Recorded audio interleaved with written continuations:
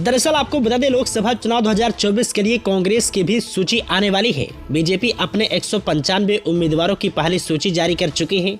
BJP की पहली सूची में वाराणसी से प्रधानमंत्री नरेंद्र मोदी और गांधीनगर से अमित शाह उम्मीदवार बनाए गए हैं और बिल्कुल वैसे ही कांग्रेस की पहली सूची में राहुल गांधी के साथ साथ प्रियंका गांधी का भी नाम होने के कयास लगाए जाने लगे हैं। कांग्रेस की पहली सूची में खास नजर होगी अमेठी और रायबरेली लोकसभा सीट पर। दरअसल अमेठी बरसों से गांधी परिवार का गढ़ रहा है, लेकिन कुछ दिनों पहले सूत्रों के हवाले से कहा जाने लगा था कि अमेठी ही नहीं बल्कि रायबरेली से भी गांधी परिवार का कोई सदस्य मैदान में नहीं होगा। ये चर्चा सोनिया गांधी के राज्यसभा चले जाने के बाद होने लगी थी। चर्चा की शुरुआत तो रायबरेली से प्रियंका गांधी वाड्रा को लेकर शुरू हुई थी, लेकिन आगे बढ़कर वो गैर गांधी परिवार उम्मीदवार पर जाकर रुक गई थी। ठीक वैसे ही जैसे राहुल गांधी की पहल पर गांधी परिवार से बाहर का कांग्रेस अध्यक्ष मल्लिकार्जुन खड़गे के रूप में चुना गया है, लेकिन अब फिर से राहुल गांधी के ही अमेठी से चुनाव लड़ने की खबर आ रही है। असल में उत्तर प्रदेश कांग्रेस कमेटी की तरफ से मांग की गई है कि राहुल गांधी अमेठी से चुनाव लड़े।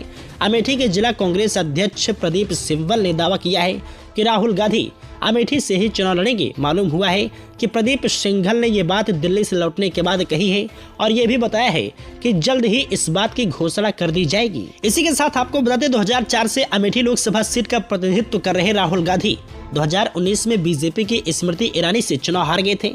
तब वो 2 सीटों से चुनाव लड़े थे और फिलहाल केरल की वायनाड सीट से सांसद हैं।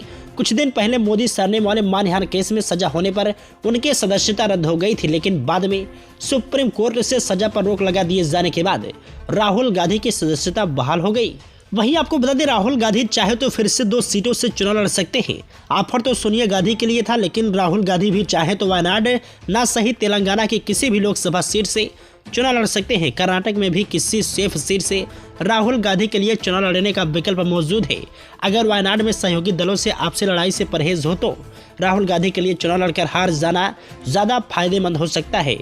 बनिस्बत न लड़ने के लिए राहुल गांधी अगर अमेठी से नाता तोड़ लेते हैं तो उसका बिल्कुल उल्टा असर पड़ेगा। लोग मानने लगेंगे कि वो सिर्फ भाषणों में गुस्से का इजहार करते हैं, मैदान में नहीं।